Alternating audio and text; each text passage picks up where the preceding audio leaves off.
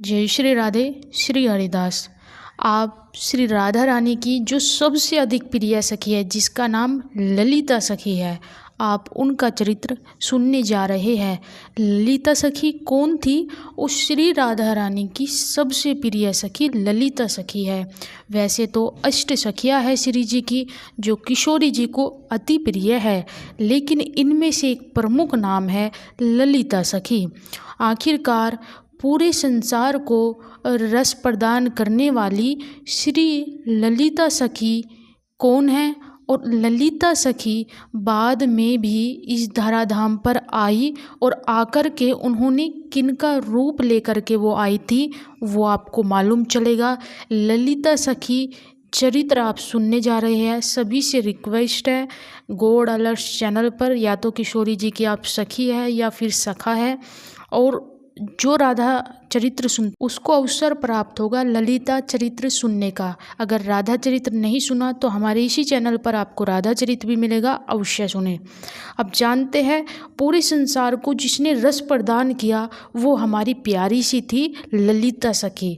बताया जाता है कि स्वामी हरिदास जी के रूप में प्रकट हुई थी श्री ललिता सखी। देखिए, आप जानते ही होंगे कि स्वामी श्री हरिदास कौन है। यदि नहीं जानते तो वही ललिता सखी के रूप में दोबारा इस धराधाम पर प्रकट हुई है। एक बार कमेंट बॉक्स से प्रेम से राधा वल्लभ श्री हरिवंश लिख करके श्री कुंज बिहारी श्री हरिदास जरूर लिखें। देखिए, जो रसिक शब्द होता है, रसिक शब्द साधारण नहीं होता, और हम किसी के लिए भी रसिक शब्द का प्रयोग यूं ही नहीं कर सकते, क्योंकि यह छाप स्वयं राधा रानी ने श्री हरिदास जी को दी थी। ये जो रसिक शब्द आपको साधारण दिखता है, ये रसिक शब्द साधारण नहीं है। यही छाप हमारी श्री किशोरी जी ने हरिदास को दी थी। वन धाम में एक गोपनीय स्थान है। अगर उस गोपनीय स्थान पर आप जाए, जिसका नाम है तटीय स्थान, तटीय स्थान पर जाकर अगर आप राधे राधे बोल दे तो वह बोलते हैं अभी जान तो ना है, ऐसे ही आगो बारते।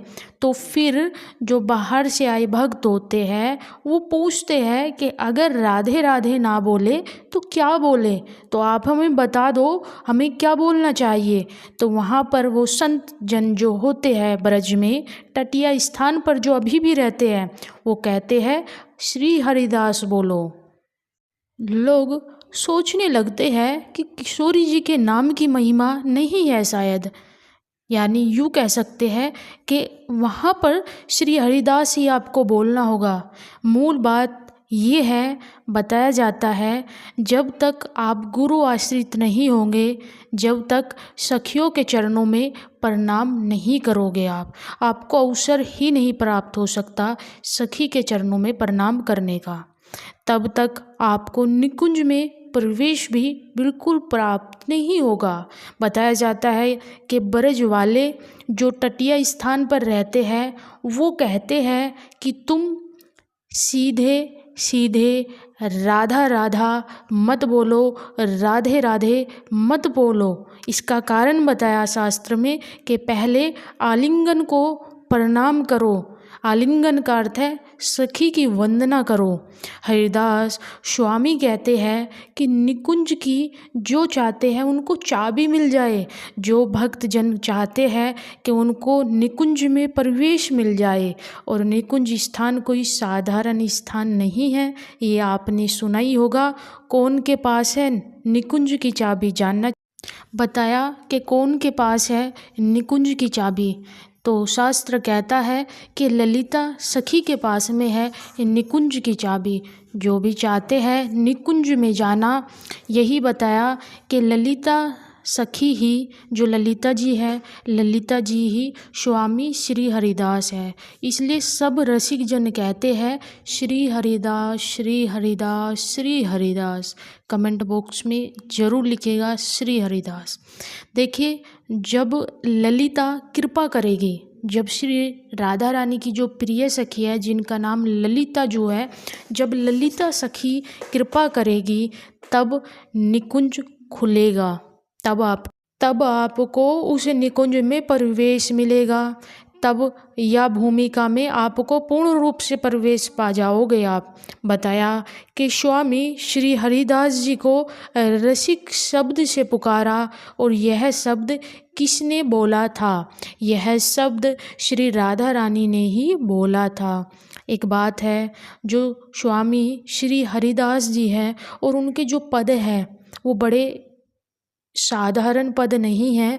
वो स्वामी श्री हरिदास जी के ऐसे ऐसे पद हैं जहाँ से आप श्री किशोरी जी और श्री श्यामाजू को रिझा सको और वह पद को आसानी से भी ना गा सको, क्योंकि जब तक श्री हरिदास की कृपा ना हो तब तक आप उन पदों को गा ही नहीं सकते, कितना ही प्रयास आप कर लीजिए। अच्छा, स्वामी श्री हरिदास जी को ये पद और ये प्राप्ति कैसे हुई कि उनको रसिक शब्द प्राप्त हो गया, वो भी श्री राधा रानी से ही सीधे सीधे।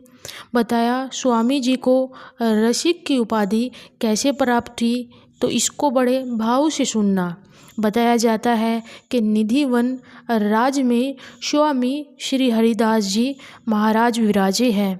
स्वामी जी अपने मन में जो भी चिंतन करते हैं, जो यहाँ पर स्वामी श्री हरिदास जी हैं, वो अपने मन में जो भी चिंतन करते हैं वो तुरंत प्रत्यक्ष रूप से वही अपने सामने पाते हैं। अगर ठाकुर जी की कोई लीला उनके मन में आ गई तो प्रत्यक्ष रूप से स्वामी श्री हरिदास जी के समक्ष वही दृश्य प्रकट होने लगता है। राधा रानी स्वयं ठाकुर जी से पूछ रही है कि हे स्वामी, आज हम दोनों नृत्य करके दिखाएंगे और आप जज बन कर के बैठोगे, यह बताओगे कि हम दोनों में से किसने बढ़िया नृत्य किया है। अब ये बात किन से कह रही है श्री राधा रानी? ये बात स्वामी जी से कह रही है, स्वामी श्री हरिदास जी से राधा जी ने ये बातें बोली है। स्वामी श्री हरिदास जी आसन पर बैठ जाते हैं और श्री राधा रानी कह रही है कि स्वामी जी, हम दोनों में से जो भी बढ़िया नृत्य करे, आज आपको बताना पड़ेगा कि हम दोनों में से सबसे सुंदर, सबसे बढ़िया, सबसे प्यारा नृत्य कौन करता है।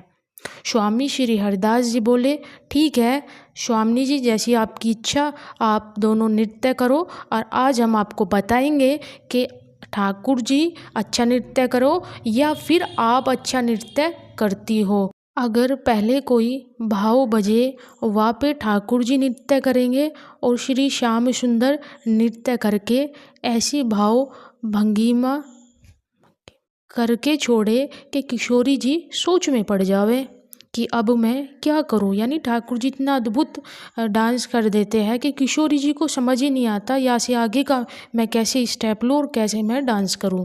लेकिन किशोरी जी भी तुरंत अपनी चुंदड़ी को दबावे और चुंदड़ी को दबा करके ऐसो तान लेकर के आवे, ऐसो तान लेकर के आवे कि ऐसो नृत्य करो किशोरी जी ने कि वाह को देख करके श्याम सुंदर खुद आश्चर्यचकित रह गए। आश्चर्यचकित क्यों रह गए? क्योंकि किशोरी जी ने ऐसे ऐसे स्टेप लिए जिसको अब आगे से जो स्टेप ठाकुर जी को लेना होगा वो ठाकुर जी नहीं ले सकेंगे। काफ़ी कठिन आखिरी का स्टेप श्री किशोरी जी भी अपनी तरफ से छोड़ देती है।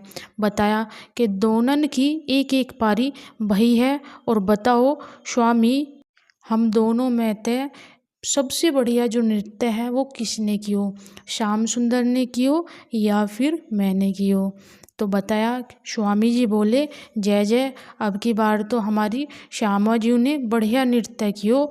अब श्याम सुंदर जो संगीत बजा रहे थे वहाँ के पास वो पहुँच गए और जा कर के बोले कि बिक गयो, देखो किशोरी जी की तान में तान बजा रो, ये वारी तान बजाना अब के बार, और वामी सुर ताल एक संग होना चाहिए। ठाकुर जी बोले कि स्वामी जी अब की बार नृत्य करके दिखाओ, और जो अब की बार की नृत्य होगी ये ठाकुर जी के द्वारा दी गई तान पे होगी। ठाकुर जी ने जो तान सेलेक्ट किया उस पर डांस करना। कितना सुंदर है। आचार्य जी बैठ गए, मतलब स्वामी श्री हरिदास जी बैठ गए और फिर प्रिया लाल जू आकर के नृत्य करने लगती है। अच्छा नृत्य क्या, अब की बार ठाकुर जी की बारी थी, यानी अब की बार राधा रानी को बोले स्वामी जी पहले आप नृत्य करो और बाद में मैं करूँगा। ठाकुर जी बोले आप पहले करोगी तभी मैं बाद में करूँगा। तो ठाकुर जी ने तो तान जैसी बोली थी वैसी बजवाई और वह संगीतकार ने भी वैसी ही बजाई और श्री राधा रानी ने वहाँ पे नृत्य कर दियो। या के बाद में आया अब ठाकुर जी का नंबर। बताया कि राधा रानी ने भी ऐसा स्टेप लेकर के छोड़ा जो ठाकुर जी के लिए काफ़ी कठिन था, जो ठाकुर जी भी नहीं कर पाते। ऐसा आखिरी का स्टेप राधा रानी की तरफ से था। बताया कि राधा रानी ठाकुर जी को बोली या को करके दिखाओ और राधा रानी का नृत्य पूर्ण भयो। लेकिन श्याम सुंदर जैसे ही आए, अब ठाकुर जी नृत्य करेंगे यहाँ से। ठाकुर जी जैसे ही आए हो, ठाकुर जी ने पैरन ते तो नृत्य कियो, हाथों का तो बिल्कुल भी ठाकुर जी ने अपने हाथ हिलाए ही नहीं। ऐसा सुंदर नृत्य कियो ठाकुर जी ने, ऐसा सुंदर नृत्य कियो। ठाकुर जी ने एक बार भी अपने दोनों हाथन में थे एक भी हाथन को ना हिलायो और अपने दोनों पैरन ते ऐसा नृत्य करो। या को देख करके किशोरी जी भी आश्चर्यचकित रह गई और स्वामी श्री हरिदास बाबा भी देख करके हैरान रह गए। और ठाकुर जी को देख करके, ठाकुर जी के नृत्य को देख करके स्वामी श्री हरिदास बाबा भी बोले वाह वाह, अब की बार तो लाल जी आपने ही नृत्य बढ़िया कियो, इतना बढ़िया नृत्य कियो कि जय किशोरी जी ने करो वैसो ही आपने करो, बल्कि उनसे भी बढ़िया करो। तो उसके बाद में सबन सखिया आ जाती है और सखिया बोली कि हे स्वामी, ये तो कोई बात नहीं हुई कि या दोनों आपने विजेता घोषित कर दिए। जैसे किशोरी जी को पहले विजेता घोषित कर दिया, अब की बार ठाकुर जी विजेता हो गए। या दोनों में से एक को विजेता घोषित करोगे तभी तो जीता माना जाएगा, मतलब तभी तो कोई बोला जाएगा भाई इन दोनों में से एक जीता। लेकिन तब स्वामी श्री हरिदास जी कहते हैं और इतने में किशोरी जी आ गई। किशोरी जी बोली कि ठीक है, एक एक पारी हो गई दोनों की, अब एक पारी और करेंगे और या के बाद में किशोरी जी अब नृत्य करेगी। इससे आगे का प्रसंग हम कल सुनाएंगे। ये श्री राधा चरित्र कथा आप सुन रहे हो, इसको सुने भी प्रेम पूर्वक और इसको शेयर भी ज़्यादा से ज़्यादा करें।